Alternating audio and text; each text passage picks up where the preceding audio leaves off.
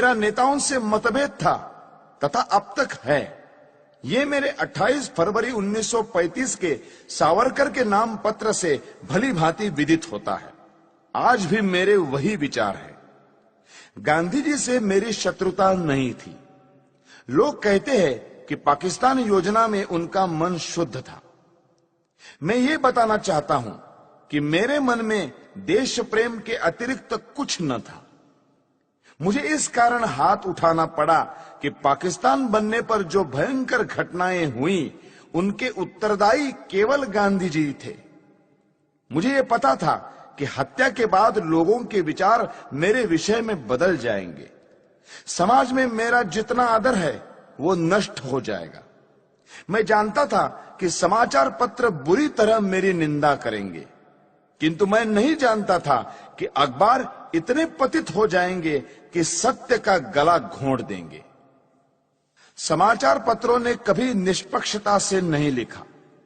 यदि वे देश के हित का अधिक ध्यान रखते और एक मनुष्य की व्यक्तिगत इच्छाओं को कम ध्यान देते तो देश के नेता पाकिस्तान स्वीकार न करते।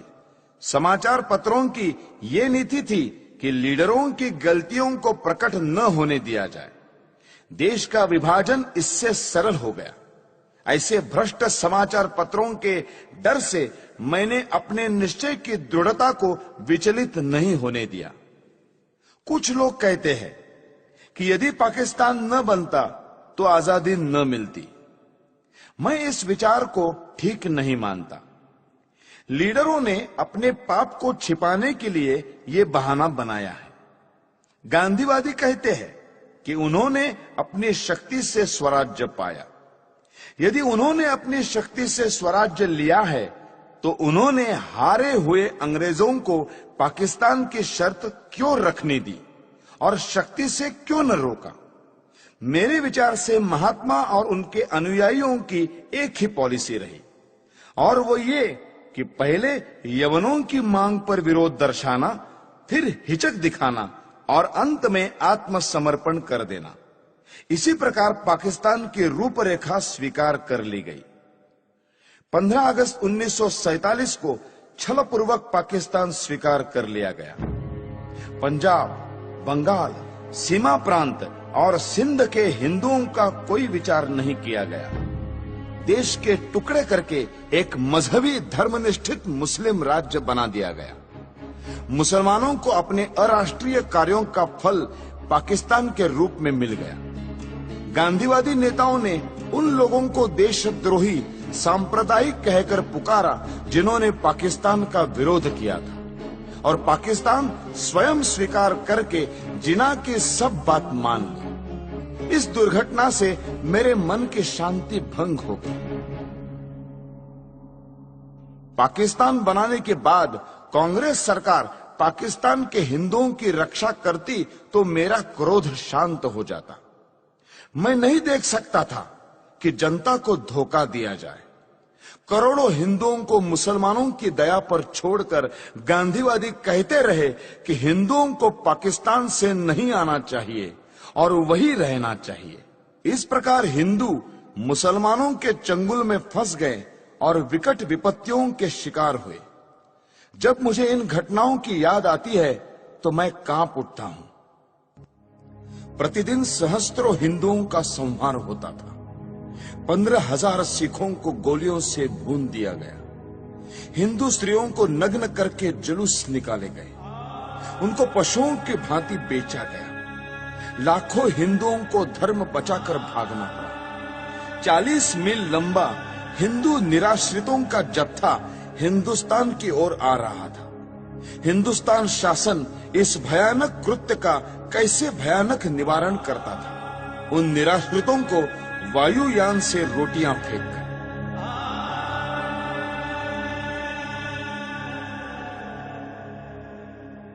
भारत सरकार पाकिस्तान से अत्याचार रोकने के लिए अनुरोध करती या धमकी देती कि यदि पाकिस्तान में अत्याचार बंद नहीं हुआ तो भारत में भी मुसलमानों की बुरी दशा होगी, तो इतने अत्याचार न होते। भारत सरकार गांधी जी के इशारों पर चलती थी और उसकी नीति कुछ और ही थी। यदि पाकिस्तान के हिंदुओं की रक्षा के लिए समाचार पत्र कुछ लिख देते थे तो यह अर्थ लिया जाता था कि वे हिंदू मुसलमान में मतभेद फैलाने का प्रयत्न कर रहे हैं। ऐसे कार्यों को अपराध माना जाने लगा और प्रेस इमरजेंसी एक्ट की धाराएं लागू करके एक के बाद एक दूसरी जमानत मांगी जाने लगी। मुझे भी अनेक नोटिस मिले और 16,000 रुपए की सुरक्षित निधि तक मांगी गई। श्री मोरारजी देसाई के न्यायालय बयान के अनुसार ऐसी 900 घटनाएं हुई। इतना ही नहीं, जब प्रेस प्रतिनिधि मंडल मोरारजी से मिलने गया तो उन्होंने उनकी एक न सुनी। इस प्रकार मुझे आशा न रही कि गांधीवादी कांग्रेस सरकार पर शांतिमय ढंग से दबाव डाला जा सकता है। जब इस प्रकार की घटनाएं हो रही थी तब पाकिस्तान या मुसलमानों के विरुद्ध गांधी जी ने एक भी शब्द नहीं कहा। हिंदू जाति और संस्कृति को मिटाने के लिए मुसलमानों ने जो अत्याचार किए उनका मूल कारण गांधी है। यदि भारत की राजनीति को भली भांति संभाला जाता तो ऐसा हिंदू संहार कभी न होता जैसा अब हुआ और जिसका उदाहरण इतिहास में कहीं नहीं मिलता। सबसे महत्वपूर्ण बात यह है कि मुसलमानों से संबंध रखने वाली समस्याओं में गांधी जी ने कभी जनता के विचारों की ओर ध्यान नहीं दिया। गांधी जी की अहिंसा की आड़ में इतना रक्तपात हो चुका था कि जनता पाकिस्तान के पक्ष में किसी भी विचार का स्वागत करने के लिए तैयार न थी। स्पष्ट था कि जब तक पाकिस्तान में धर्मांध मुसलमान राज्य है तब तक भारत में शांति नहीं हो सकती। फिर भी गांधी जी इस प्रकार का प्रचार कर रहे थे और इस तरह के विचार पाकिस्तान के पक्ष में फैला रहे थे जैसा कर सकने में कोई कट्टर लीगी नेता भी सफल न हो पाता। इन्हीं दिनों में उन्होंने आमरण अनशन की घोषणा करते हुए जो शर्तें रखी वे सब भी केवल हिंदुओं के विरुद्ध और मुसलमानों के पक्ष में थी। गांधी जी के अनशन की जो शर्तें थी उनमें पहली ये थी कि दिल्ली की मस्जिदों में रह रहे हिंदू शरणार्थियों को बाहर निकाला जाए और मस्जिदें मुसलमानों को सौंप दी जाए। गांधी जी ने अपनी शर्त सरकार और अन्य नेताओं को अनशन की धमकी देकर स्वीकार कराई। जिस दिन यह घटना हुई उस दिन मैं दिल्ली में था। मैंने देखा कि किस प्रकार गांधी जी की जिद को पूरा किया गया। वे शीत के दिन थे। गांधी जी ने अनशन खोला। उस दिन वर्षा हो रही थी। ऐसी असाधारण सर्दी और वर्षा में अच्छे स्थानों पर रहने वाले लोग भी कांप रहे थे। उस समय निराश्रित शरणार्थियों के कुटुंब मस्जिदों से सर्दी के मारे कांपते हुए निकाले गए। उनकी रक्षा का कोई प्रबंध नहीं किया गया। कुछ शरणार्थी जो कुटुंब और स्त्रियों सहित बिरला हाउस गए और उन्होंने नारे लगाए, गांधी जी हमें स्थान दो। उस भव्य भवन में रहने वाले गांधी तक उन निराश्रितों की आवाज नहीं पहुंच सकी। मैंने यह दृश्य अपनी आंखों से देखा जिसे देखकर कठोर से कठोर व्यक्ति का हृदय भी पिघल जाता। मेरे मस्तिष्क में इससे अनेक विचार आने लगे। मैंने सोचा कि क्या शरणार्थियों ने प्रसन्नता से इन मस्जिदों में डेरे डाले थे? नहीं, गांधी को भी उन स्थितियों का पूरा पता था जिनसे बाध्य होकर उन्हें अपने घर छोड़कर इन मस्जिदों की शरण लेनी पड़ी। पाकिस्तान में एक भी मंदिर या गुरुद्वारा सुरक्षित नहीं रहा। शरणार्थियों ने अपनी आंखों से देखा था कि किस प्रकार मुसलमानों ने केवल हिंदू मंदिरों और गुरुद्वारों को अपवित्र किया। जो हिंदू शरणार्थी दिल्ली शरण लेने के लिए आए थे उन्हें यहाँ कोई स्थान नहीं मिला। इसमें आश्चर्य की क्या बात है? यदि उन लोगों ने पेड़ों के नीचे और गली कूचों में न पड़े रहकर पंजाब में बीती हुई दुर्घटनाओं को स्मरण करके दिल्ली की व्यर्थ पड़ी मस्जिदों में शरण ली। मेरे विचार में इस प्रकार मस्जिदें मानवता की भलाई के लिए काम आ रही थी। गांधी जी ने यह निश्चय किया कि मस्जिदों को खाली कराया जाए, वहां उनके रहने का दूसरा प्रबंध क्यों नहीं कराया? उन्होंने पाकिस्तान के मंदिर हिंदुओं को सौंपने की मांग क्यों नहीं की? जिससे पता चलता कि गांधी वस्तुतः अहिंसा के पुजारी है, हिंदू मुस्लिम एकता के इच्छुक है और उनमें निष्पक्ष आत्मशक्ति है। गांधी ने पूरी चालाकी की और अपने अनशन को खोलने के लिए पाकिस्तान के लिए एक भी शर्त न रखी। यदि वे रखते तो संसार देखता कि गांधी जी अनशन करते हुए स्वर्ग सिधार जाते और पाकिस्तान के एक भी मुसलमान को लेश मात्र दुख न होता। उन्होंने अपने अनुभव से देख लिया था कि उनके व्रत का जिना पर कोई प्रभाव नहीं पड़ता और लीग उनकी आत्मशक्ति की परवाह नहीं करती। अंत में यह कहना अनुचित न होगा कि गांधी के फूल यानी अस्थि भारत और विदेशों की बहुत सी नदियों में बहाए गए, परंतु ये अस्थि पाकिस्तान की सिंधु नदी में नहीं बहाई जा सकी। इस संबंध में पाकिस्तान में भारत के राजदूत श्रीयुत श्री प्रकाश जी का प्रयत्न निष्फल रहा। अब 55 करोड़ रुपयों की बात लीजिए। उप प्रधानमंत्री का निवेदन देखिए। गांधी जी ने स्वयं कहा है कि किसी गवर्नमेंट से उसका निर्णय बदलवाना कठिन हो जाता है, लेकिन भारत सरकार ने गांधी जी के अनशन के कारण पाकिस्तान को 55 करोड़ रुपए न देने का अपना निर्णय बदल दिया। गांधी जी का 21 जनवरी 1948 का प्रार्थना प्रवचन देखिए। सरकार ने 55 करोड़ रुपए न देने का निर्णय जनता के प्रतिनिधि होने के नाते किया था, लेकिन गांधी जी के अनशन ने इस निर्णय को बदल दिया। तब मुझे ये ज्ञात हुआ कि गांधी जी की पाकिस्तान परस्ती के आगे जनता के मत का कोई महत्व नहीं है। अपने प्रतिवृत्त के पहले खंड के पृष्ठ 143 पर न्यायमूर्ति कपूर ने उस समय वृत्तपत्रों में छपी प्रक्रिया का एक उदाहरण दिया है। अनुच्छेद 12A-45 इस प्रकार है। बंबई के साप्ताहिक नेशनल गार्डियन ने अपने 17 जनवरी 1947 के अंक में नेहरू शासन से हिंदुस्तान की घोर वंचना, पाकिस्तान ध्वंस से जो पा न सका वो गांधी जी के हट्टाग्रह से पा सका, इस शीर्षक के नीचे दिया था, अपने राष्ट्रीय जनों का जिससे नरसंहार होगा वो पैसे देने का कृत्य हम नहीं करेंगे।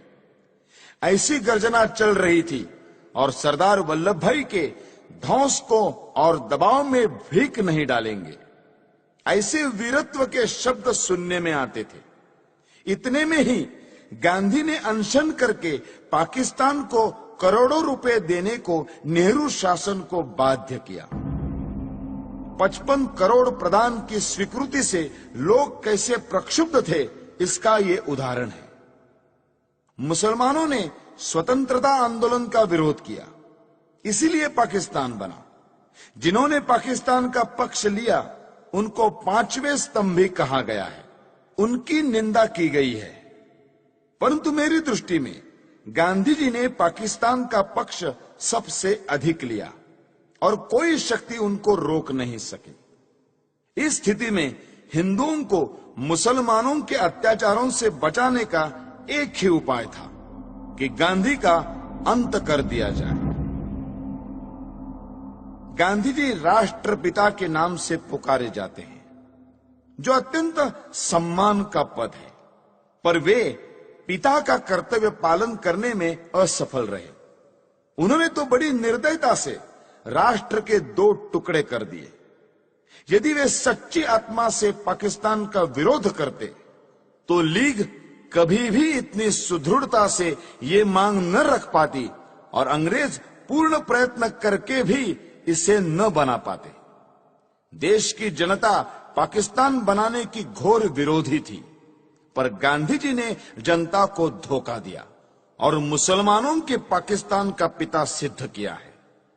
इसलिए मैंने भारत माता का एक पुत्र होने के नाते अपना कर्तव्य समझा कि ऐसे व्यक्ति का अंत कर दिया जाए, जिसको कहा तो जा रहा है राष्ट्रपिता, किंतु जिसने मातृभूमि का विभाजन करने में सर्वाधिक हाथ बटाया है। हैदराबाद की समस्या का भी यही इतिहास है।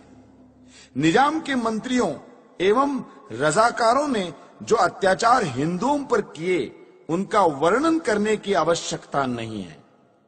वहां के प्रधानमंत्री लायक अली जनवरी 1948 के अंतिम सप्ताह में गांधी जी से मिले थे।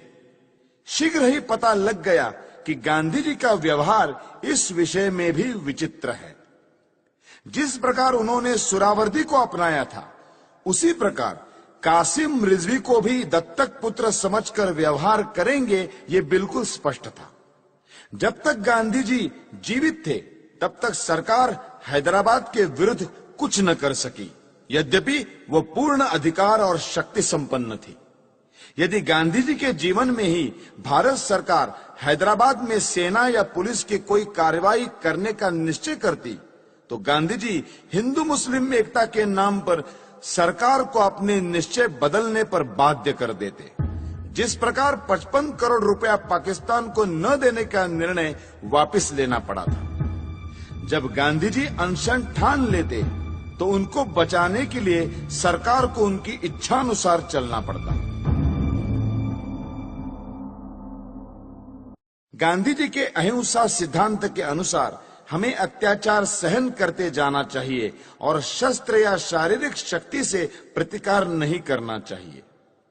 गांधी जी की अहिंसा उस सिंह की अहिंसा है जो उस समय अहिंसा का पुजारी हो जाता है, जब वो सहस्त्रों गायों को खा पीकर थक जाता है।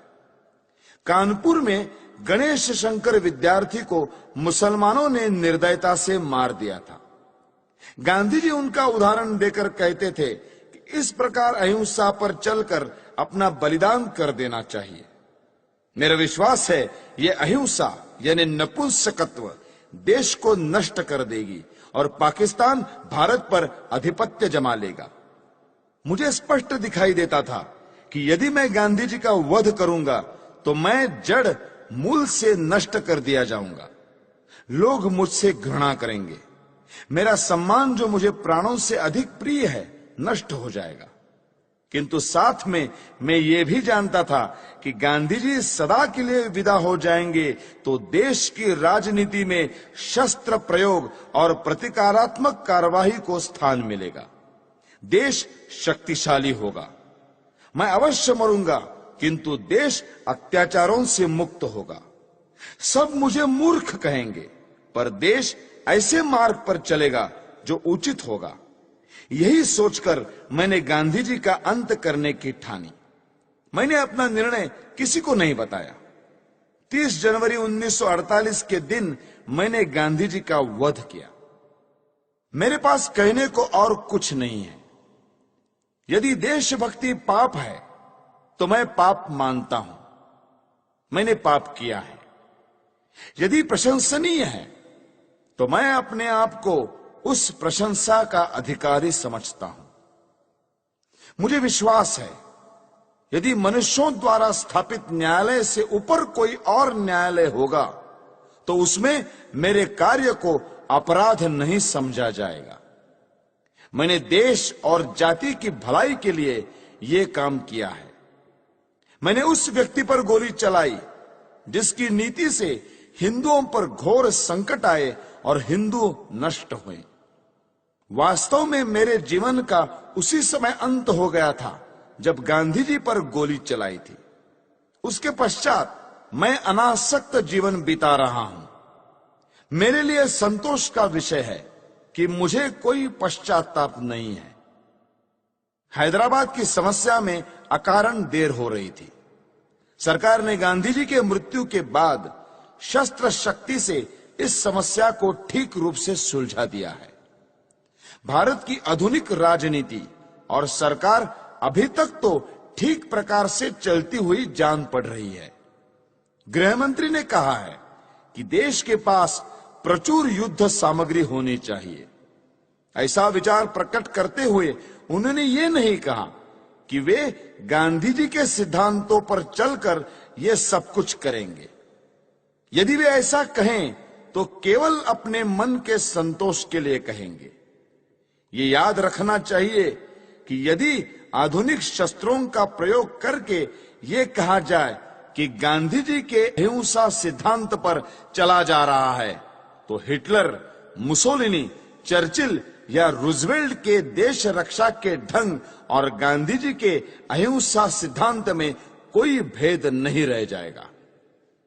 मैं ये मानने को तैयार हूं कि गांधी जी ने देश के लिए बहुत कष्ट उठाए। उन्होंने जनता में जागृति पैदा की। उन्होंने स्वार्थवश कुछ नहीं किया, परंतु दुख यह है कि वे इतने ईमानदार नहीं थे कि अहिंसा की हार को स्वीकार कर लेते। मैंने दूसरे भारतीय देशभक्तों और नेताओं के भी चरित्र पढ़े हैं जिन्होंने गांधी जी से अधिक बलिदान किए हैं। कुछ भी हो, गांधी जी ने देश की जो सेवा की है उसके लिए मैं उनका आदर करता हूं। उन पर गोली चलाने के पूर्व मैं उनके सम्मान में इसीलिए नतमस्तक हुआ था, किंतु जनता को धोखा देकर पूज्य मातृभूमि के विभाजन का अधिकार किसी बड़े से बड़े महात्मा को नहीं है। गांधी जी ने देश को छलकर देश के टुकड़े किए, क्योंकि ऐसा न्यायालय या कानून नहीं था जिसके आधार पर ऐसे अपराधी को दंड दिया जा सकता। इसीलिए मैंने गांधी को गोली मारी। उनको दंड देने का केवल यही एक तरीका रह गया था।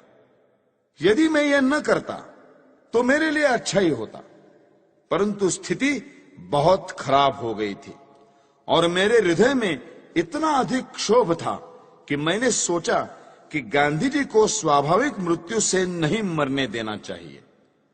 संसार को पता लग जाए कि इस व्यक्ति ने अन्यायपूर्वक राष्ट्र के साथ छल करके भयानक रूप से देश के एक संप्रदाय का जो पक्ष लिया है उसका दंड भोगना पड़ा।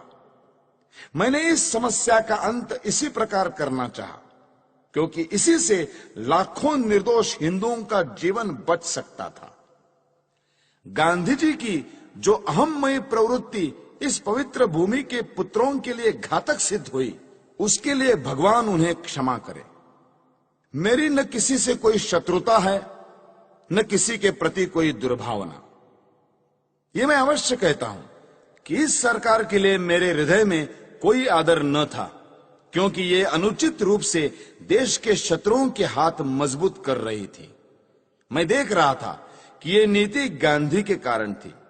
अब ऐसे व्यक्ति का अंत हो जाने के बाद वो राष्ट्र निर्माण की योजनाओं पर कार्य करने के लिए स्वतंत्र है। किंतु मुझे ये कहते दुख होता है कि प्रधानमंत्री नेहरू के भाषणों और कार्यों में बड़ा अंतर है। वे धर्मनिरपेक्षता के आधार पर राष्ट्र निर्माण की बातें करते हैं, जबकि उन्होंने स्वयं पाकिस्तान को धार्मिक आधार पर स्वीकार किया है। उन्हें सोचना चाहिए था कि सांप्रदायिक आधार पर बनाया हुआ पाकिस्तान भारत के लिए लाभदायक न होगा। फिर भी सब कुछ सोचने के पश्चात मेरे हृदय ने कहा कि गांधी जी के विरुद्ध काम करना चाहिए। किसी ने मुझ पर इस संबंध में कोई दबाव नहीं डाला और न ही कोई डाल सकता था। आप मेरी इस भावना को जिस प्रकार देखना चाहे देखें, और इस भावना के परिणाम स्वरूप मेरे किए हुए इस कार्य को देखकर जो दंड उचित समझे दें। इस विषय में कुछ कहने की मेरी इच्छा नहीं है। मैं किसी प्रकार की दया नहीं चाहता। मैं ये भी नहीं चाहता कि मेरी ओर से कोई दया की याचना करे। इस अभियोग में बहुत से मनुष्यों को मेरे साथ इस अपराध में ले लिया है। उन पर आरोप है कि उन्होंने षड्यंत्र रचा। इस विषय में मैं पहले ही कह चुका हूं कि इस कार्य में मेरा कोई साथी नहीं था। स्वयं मैं और केवल मैं ही इसका उत्तरदायी हूं।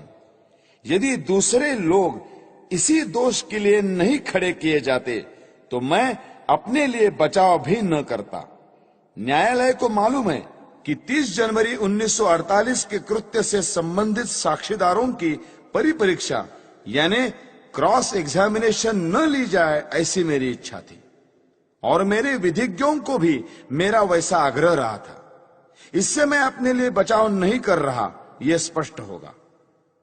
मैं इस बात को पहले ही बता चुका हूं कि 20 जनवरी को मैं शांतिमय प्रदर्शन के पक्ष में न था।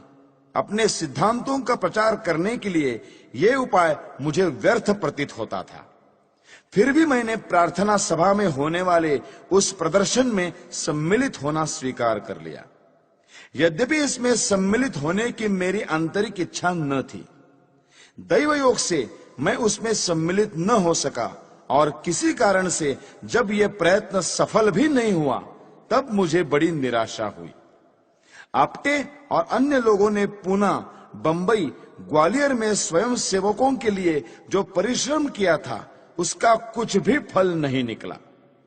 तब गांधी जी के वध के अतिरिक्त मेरे लिए दूसरा मार्ग नहीं रह गया था।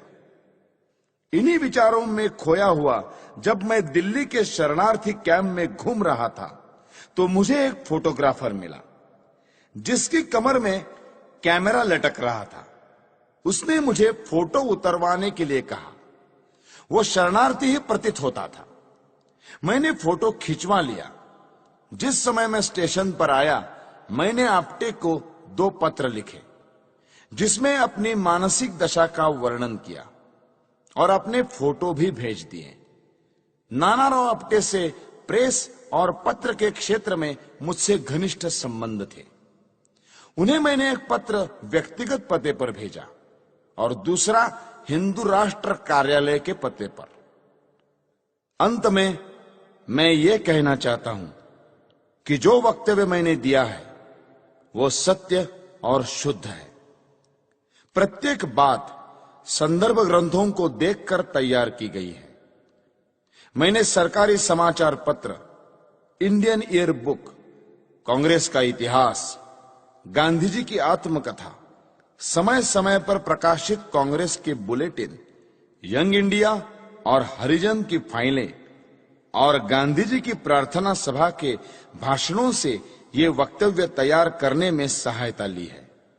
मैंने ये लंबा वक्तव्य इसलिए नहीं दिया है कि लोग मेरे कार्य को सराहें, बल्कि इसलिए दिया है कि लोग मेरे विचारों को भली भांति जान जाए और किसी के मस्तिष्क में मेरे विषय में कोई भ्रांत धारणा न रहे। भगवान करे हमारा देश फिर अखंड हो और जनता उन विचारों का त्याग करे जो अत्याचारी के आगे झुकने की प्रेरणा देते हैं। भगवान से यही मेरी अंतिम प्रार्थना है। मेरा वक्तव्य अब समाप्त हो चुका है। आपने इसे ध्यान से सुना और सुविधाएं दी, उसके लिए मैं कृतज्ञ हूं। जिन्होंने इस बड़े अभियोग में मुझे कानूनी सहायता दी और जो पुलिस ऑफिसर इस अभियोग से संबंधित है, उनके प्रति मेरे हृदय में कोई दुर्भावना नहीं है। मैं उनके सद्व्यवहार के लिए उनका भी कृतज्ञ हूं। जेल के ऑफिसरों को भी धन्यवाद।